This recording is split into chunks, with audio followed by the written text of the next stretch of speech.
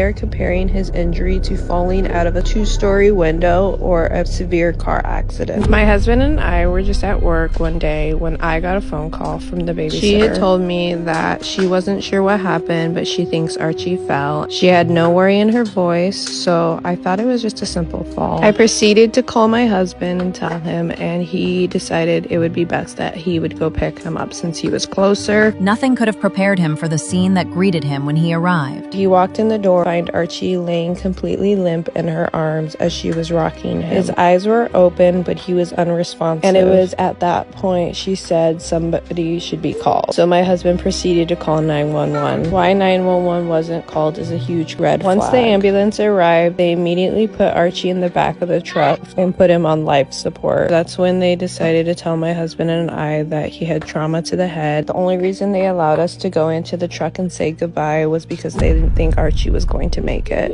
The medical team was forced to act in an instant to give him a chance at survival. They opened him up and they removed this whole chunk of his skull. While we were talking to the doctor, he said that if they don't do it, he 100% is going to die. I looked at the doctor and I said, well, you don't even have to sit here and continue talking to us. Give me the paper, I'll sign it, please go save our son.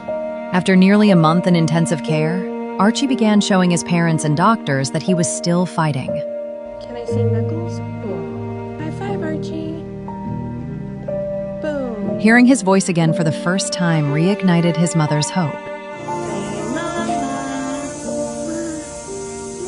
Archie spent more than 100 days in the hospital, relearning how to sit, stand, speak, and walk.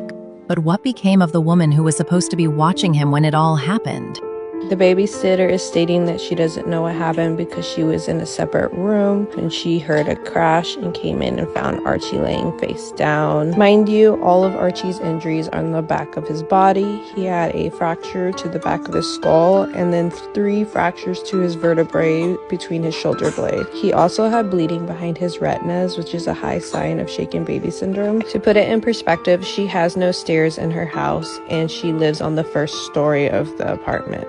They also only had one working car, which her fiance was using at work at the time. I wish I could tell you guys what the true cause of his injuries are, but we truly don't know. What we do know is that the cause does not equal to a 18-inch high fall, which is how tall that bench was. And that's the closest thing to be found next to him. We also know there's just a lot of holes in the story on what things happened and where things were placed and what was going on. We are being told that we'll get some answers soon, but truly we're just not holding our